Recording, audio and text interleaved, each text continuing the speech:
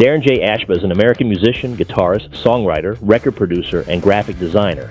He was the lead guitarist of SixxAM, joined Mark Lewis and R.O.A. for an exclusive interview. From the Legends of Rock, you found rockonamerica.live. We're bringing rock and roll to America and beyond. Don't forget to hit like and subscribe. Cue the spotlight on Daren Jay Ashba, a name that reverberates through the halls of rock and roll. Born in the heartland of America, Monticello, Indiana, in the year 1972, Ashba's talent has been a beacon, shining brightly in the music industry. A master of strings, his fingers danced as the lead guitarist of the renowned band SixxAM, but Ashba's musical prowess extends beyond just one band. His influences spread to the hard rock bands BulletBoys, Beautiful Creatures, and the legendary Guns N' Roses. A man of many talents, Ashba also wears the hat of a songwriter, record producer, and a graphic designer. His creative genius not confined to one medium, but a kaleidoscope of artistic expression. So, here's to Daren Jay Ashba, a man whose rhythm has left an indelible mark in the world of rock. His story, a symphony that continues to play, inspiring generations to come.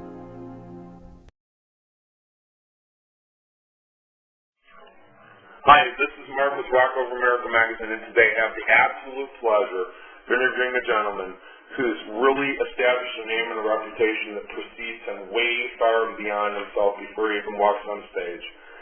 He's been with SixxAM, currently with Guns N' Roses, which we're primarily going to talk about today. Without further ado, is DJ ASHBA. How are you doing, DJ? Man, I'm doing good. How are you? I'm doing good. I want to say thanks to Kim and everybody over there, first of all, who set this up.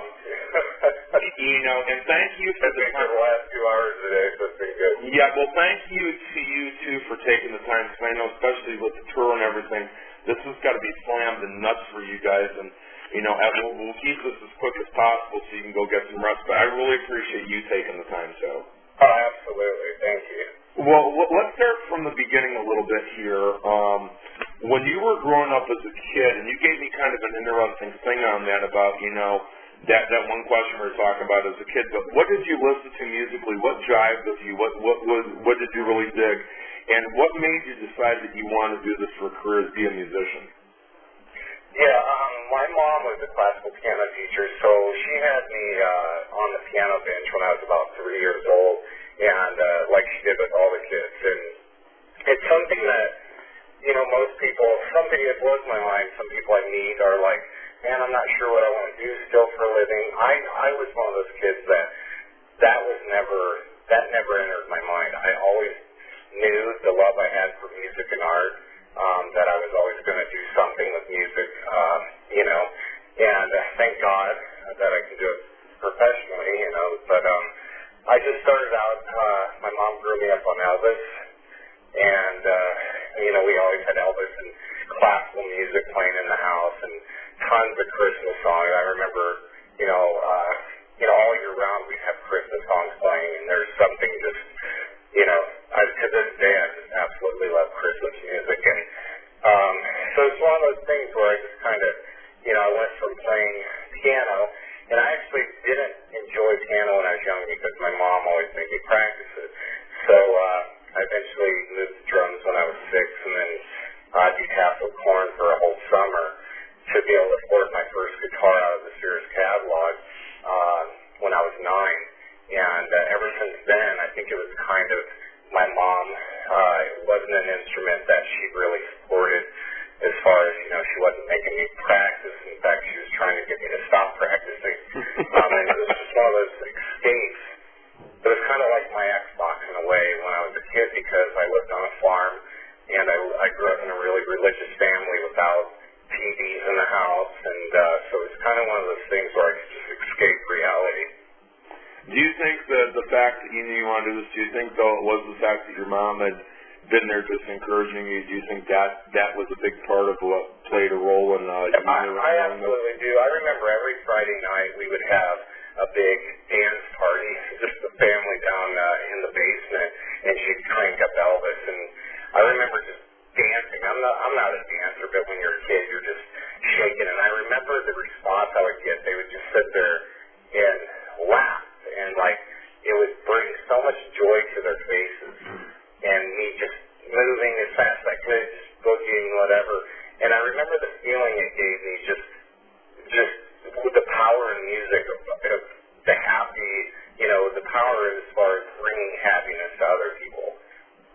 think I kind of learned that from a really young age, that through music you could create happiness, you know, and so I think it kind of stemmed from back then. And we've got a long way to go to get where you're at. You stopped along the way, if I've got this correct. You had some creativity and some involvement with the Saints of Los Angeles Mötley Crüe album. Is that what led you into, just a real quick side note, is that what led you into SixxAM? No, well, I mean, everything was kind of building up to that. You know, I think SixxAM was never, you know, I co-produced and co-wrote 11 of the 13 songs on Saints of Los Angeles, but I was producing and writing for a lot of different people, from Neil Diamond to Drowning Pool to a lot of people out there. But Nicky approached me. He actually invited me up to his house one day, and I went up there, and we sat down at his piano and literally with an acoustic guitar and wrote 4 songs. We weren't planning on writing. We were just kind of up there to visit and stuff. And the magic we both felt, you know, being in music this long, we were like, you know, it was kind of one of those things where people can search your whole life. It's kind of the perfect relationship, you know, and we just clicked musically, and we knew there was something there. And but the talks with SixxAM never happened until probably 2 years later. You know, at that point, we just teamed up as a writing and producing team, and he asked if I would want to partner up with him out of the studio called Putney Farm. And I said, yeah, you know, so I went out there for the next probably 2 years solid and just did nothing but write and record with him. And through that process is kind of how the songs started creating for SixxAM. Got you. And when you go back, if you do more work with that project, can we do actually a follow-up down the road to actually talk more about that? Because I want to go into GNR here. But if that's okay to do that down the road when it's more appropriate for that? Sure. Okay. Can I ask you one side note, though? Because this is kind of as big as Guns N' Roses.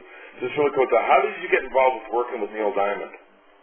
Yeah, I actually just got off the phone with him earlier today, and he just gave me a call and wanted to know if, you know, I think we're going to be doing some more work together in the future, which would be a lot of fun to work on some new stuff with him. But through, I guess, management, we have the same manager, and Katie McNeil called me up, and she, you know, at the time, she was the kind of reason I went in on the Mötley Crüe stuff. You know, she called me for different things like that, and Neil just kind of happened, you know, I guess he was in a weird way, you know, he knew a lot about me. He had tons of mutual respect for each other, and it was one of those things where I got the phone call, and I obviously didn't hesitate, and just had the best time working with him. And to this day, you know, we've just created a really solid friendship, and we go out to dinners, and, you know, I go to his house for almost every holiday there is. He invites me over, and we get along really well. You know, he gives me a lot of good advice. In fact, when I got the call for GNR, he was the one to give me really encouraging words to, you know, that this is going to be a really good thing for you, blah, blah, blah. And he's kind of like my, you know, a father figure in a weird way. He gives me really good musical advice. And he's kind of your big mentor in a way, then, I take it. Yeah, definitely. Absolutely. Well, that's a good lead-in for this. You are with what 1987, when the Appetite for Destruction came out, that put the band, and I got to know Lon Friend. I don't know if Axl told you any of the stories about Lon, but Lon was the one with Rip Magazine that actually broke them first, press-wise. And that album became one of the biggest albums at the time, and that cemented them with what the follow-ups was Use Your Illusion 1 and 2 as one of the, and they still are to this day, regardless of what anybody wants to say, poor man's, but Axl's been through a lot of flack and this and that or whatever, and we can leave all that at the table because none of that garbage is important. There's only one thing that matters.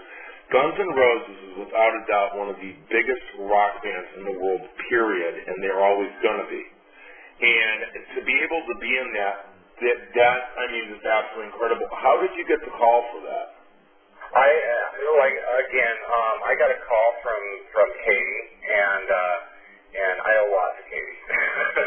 But and told me on the download, I'd just gotten off tour at SixxAM, and our song Life Was Beautiful at the time was #1, and she gave me a call and said, hey, on the down low, Guns has been looking for the right guy for about a year and a half now, and they just can't seem to find the right guy, and they had auditioned well over 100 guitar players from what I hear, and wanted to know if I wanted to come down, and I was like, yeah, absolutely. I didn't really think a whole lot about it,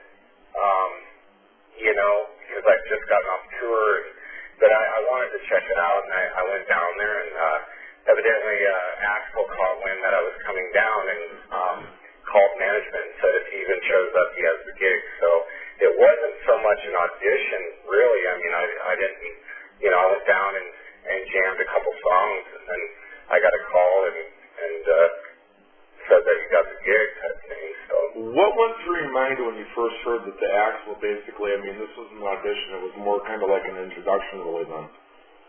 Yeah, I mean, it was just surreal, it was like, it was a lot of stress because, I have SixxAM too, and as far as, I didn't realize at the time just how hardcore the Guns fans are. I was a fan, I am a fan, but you have to win their respect, and stepping in the shoes of somebody like Slash, I just didn't realize, how tough it was going to be as far as, winning people over. And so, but at the same time, it makes you a really strong person, and it also was a huge challenge that was, that I was definitely up for. And, my idea was, I don't get involved with any project unless I honestly feel as a songwriter and producer I can bring something solid to the table. And with Guns, I really feel like outside of playing guitar for them, I think I can really, I'm really excited to get in there and collaborate with this band because Axel's put together one of the most amazing, bands. The musicianship in this band is unbelievable.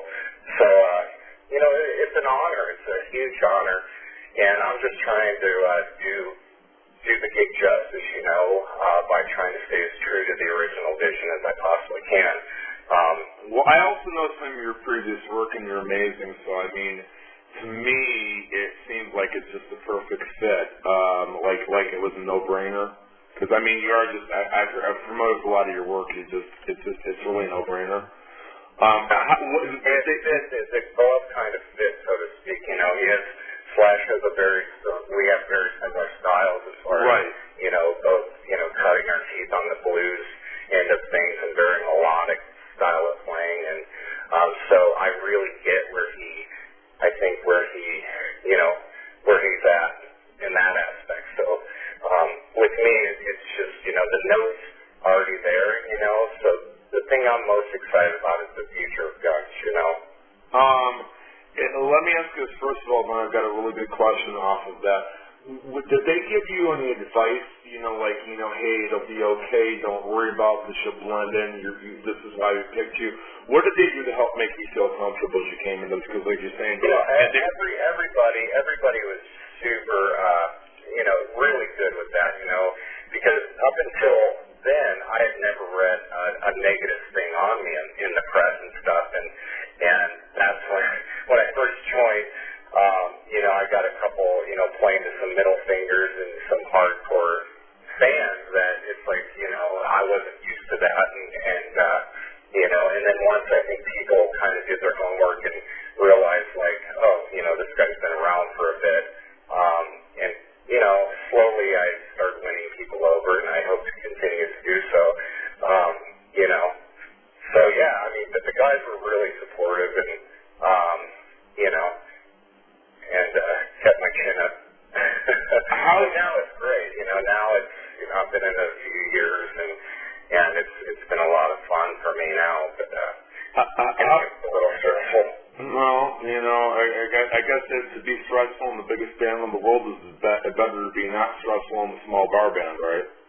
Yeah, true. We got a couple more minutes here. We got about 5 to 6 minutes roughly. You were saying future of guns. Is there, because we talked a little bit before we started this, just briefly. What can you talk about that as without giving, whether it's contractual or you guys want to save it for the fans? As the tour, I know you guys are on a short stint right now. Are you guys? What are you planning on doing? What's the future for you with guns, and what's the future with them with you? Obviously, like I said, coming into this, I wasn't coming in just to play guitar. I'm coming in as a songwriter. Obviously I'm a producer,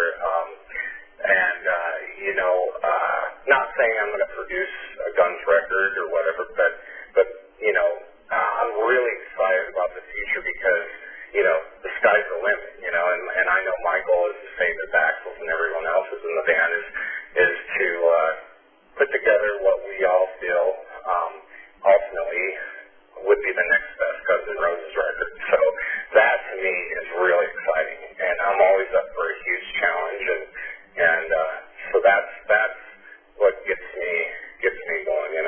Are you guys writing together? Are you guys all working on material currently while you're on the road? Well, currently we've been touring so much, since I've been in the band. Axel, we get together quite a bit, and he's played me a lot of stuff he has recorded, which I can't wait to sit down with him and get my hands dirty. Obviously, me as a songwriter, I've written and demoed up probably 12 songs, I think, and some of them he's heard, some of them he hasn't yet, but I think when we get a little bit of time off, we're going to, hopefully, all get together and, like I said, piece together, what we think is going to be the, next best thing, but I think ultimately this is Axel's baby, and I want to sit down, really get a good grasp on his vision of where he feels, the next record should go, and then sit down and, by his side and help him make that happen. Very cool. And how long is the tour going to go on? Are there going to be more legs, or are you guys getting ready to take some breaks? I got one more question for you regarding that. Yeah, we got some festivals coming up in I believe, May, and there's talks of some touring going off through the end of the year possibly, but nothing is set in stone yet. All that I know is a couple festivals and these 20 dates that 20 days that we're going to be gone now. But other than that, I do know that everybody's excited to get working on this next record. I think we're all getting pretty antsy at this point. So, I know that's a big goal of everybody's. It's just, the timing has to be right, and so that's kind of the next focus, I think. Hey, Mark, we have time for one more. That's what I was going to ask. I was going to do the last thing, and we're going to wrap it up. What do you want people to know as you get ready to do the festivals that are coming up, and the tour currently? You said you have about 20 days left on this short leg of it. What do you want people to really know, and what should they really expect and look forward to as they buy the tickets and they get excited to come down the show? If you could tell the fans one thing, DJ, and that would be you only could tell them one thing, what would you tell them to look forward to when they come to see you that night? I would number one, definitely do not miss the show. I mean, it is unbelievable as far as, it's 2.5 to 3 hours of just high energy, just a great fun night of rock and roll, and, there's 30 songs, or 30 years of classic hits, so it's, the night is just a fun night to come on. I mean, there's rockets and bombs for days and just super high energy, and it's just, you're going to have the best time, so just trust me on that. Come out, because it is fun. I look forward to playing every show, and the good thing about our shows is they're also spontaneous, and that's what kind of keeps them, fun. They're reckless rock and roll shows, so, yeah. I know you got to go, but can we do this instead of taking out the normal way? Can you tell everybody where they can find the tour dates at, such as the Facebook, you can go to the Guns N' Roses Facebook page.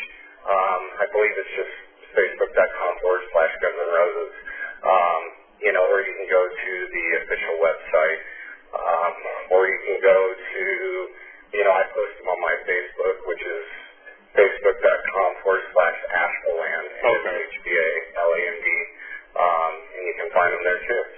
DJ, I'm going to let you go, but again, I want to say thank you so much for taking the time. I really, really appreciate everything. Yeah, thank you so much. And I'm going to go ahead and talk to the lady here. I'm going to call her back. And can we follow up down the road with you as things go along? I would love that, yeah. Thank you so much. You have a wonderful time, and tell everybody in the band that we're pulling for them, and I hope you guys continue to have much success out there. Thank you so much. All right, you have a good day.